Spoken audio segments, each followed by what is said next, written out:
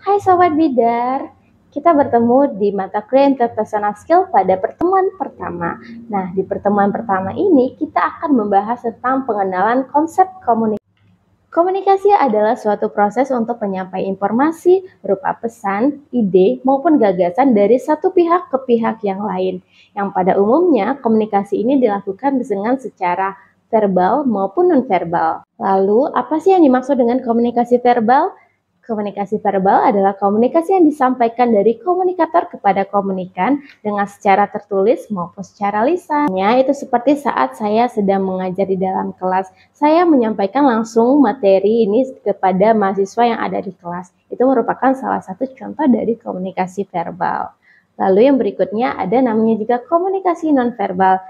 Komunikasi nonverbal ialah komunikasi yang menggunakan gerak isyarat, bahasa tubuh, ekspresi wajah maupun kontak mata, dan juga bisa penggunaan objek-objek seperti pakaian, potongan rambut, dan juga sebagainya.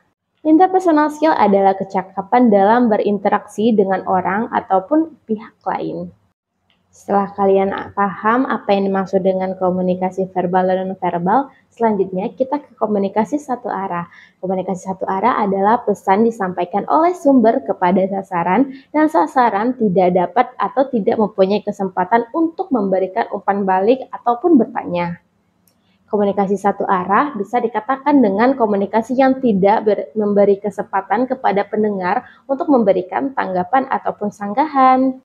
Contoh dari komunikasi satu arah yaitu seperti dalam organisasi privat, dalam militer, dalam organisasi publik, ataupun dalam media komunikasi. Seperti contohnya saat kalian sedang menonton televisi, kalian hanya bisa menerima informasi yang ada dari televisi tanpa kalian bisa memberi sanggahan atau memberi feedback dari apa yang kalian dapatkan. Komunikasi satu arah juga mempunyai beberapa kelemahan. Yang pertama, tidak adanya interaksi antara komunikan dan komunikator. Yang kedua, tidak adanya timbal balik dari komunikan dan juga memberikan kesan otoriter sehingga menimbulkan komunikasi yang tidak efektif. Nah, Sobat Bidan semua, tetapi ada juga nih kelebihan dari komunikasi satu arah, yaitu dapat mengefektifkan penggunaan waktu, dapat berbicara bebas untuk menyampaikan apa yang ingin disampaikan, dan yang ketiga, lebih cepat dan lebih efisien. Selanjutnya pembicara juga bebas menyampaikan apa yang ingin disampaikan. Tapi Sobat Bidar perlu diketahui juga bahwa ada hambatan-hambatan yang terjadi di dalam komunikasi satu arah. Seperti contohnya yaitu komunikan hanya bisa sebagai informan saja, bukan sebagai komunikator. Lalu media komunikasinya cukup terbatas dan pesan yang disampaikan kurang atau tidak jelas bagi penerima pesan. Nah, ada juga solusinya untuk mengatasi hambatan yang terjadi dalam komunikasi satu arah. Yang pertama, media komunikasi satu arah hendaknya lebih banyak dan lebih bervariatif. Dan yang kedua, pesan yang disampaikan harusnya menggunakan gesture dan harus lebih jelas. Baik, kita lanjut ke komunikasi dua arah. Komunikasi dua arah adalah komunikasi yang terjadi antara satu orang dan orang lain, tetapi orang lain itu bisa memberi feedback atau memberi sanggahan ataupun bertanya kepada si pemberi informasi. Contohnya seperti antara penyaji pemakalah dengan salah seorang peserta seminar, lalu suami istri yang sedang bercakap-cakap, atau seperti halnya kita sedang menelpon teman dan saat kita mengobrol dengan teman. Tapi Sobat Bida juga perlu tahu bahwa ada juga kekurangan dari komunikasi dua arah.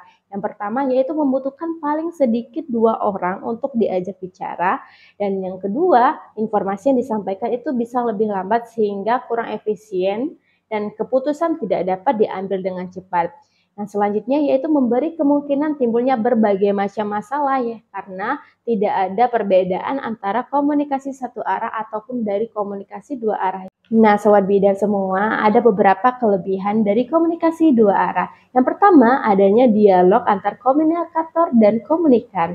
Yang kedua, memunculkan rasa kekeluargaan, kekerabatan, dan iklim demokratis. Yang ketiga, menghindari kesalahpahaman. Dan yang keempat, komunikator dan komunikan bebas mengeluarkan pendapat masing-masing. Nah, Sobat Bidar, bagaimana? Sudah paham belum tentang apa yang dimaksud dengan komunikasi satu arah dan komunikasi dua arah?